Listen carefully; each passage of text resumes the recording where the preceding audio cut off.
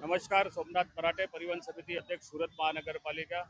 આજે પેસેન્જર દ્વારા અમને જે ફરિયાદ મળી હતી જે ટિકિટ બાબતની, અને પેસેન્જર દ્વારા ચેકરને પણ ફરિયાદ કરી હતી।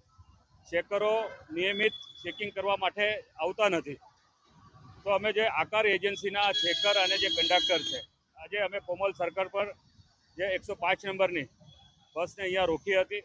કંડક્ટર પાસે આજે જ નોકરી પર કંડક્ટર આવ્યો છે અને એની પાસે કોઈ પણ પ્રકારનો અનુભવ નથી, ખાલી ટી શર્ટ પહેરેલો છે, એની પાસે કોઈ પ્રકારનું આઈ કાર્ડ નથી, મતલબ આકાર એજન્સીનો બી કાર્ડ નથી અને એની પાસે બીજો બી અન્ય કોઈ આધાર કાર્ડ કે વોટિંગ કાર્ડ એ પણ નથી, તો એને કેવી રીતે મતલબ આપણે કંડક્ટર માની શકાય? એના કારણે એને પણ અમે 7 દિવસનો સસ્પેન્ડ કર્યો છે અને એનો જે ચેકર છે જીગર દેસાઈને બી અમે 7 દિવસનો સસ્પેન્ડ કર્યો છે।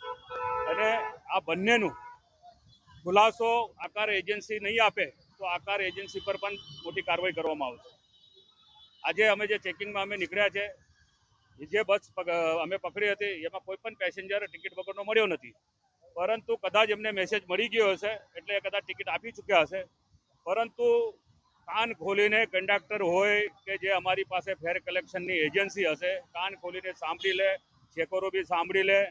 મારા હાથે લાગશો તો બ્લેક લિસ્ટ કરીશ અને એજન્સી પર પણ કડકમાં કડક કાર્યવાહી કરવામાં આવશે।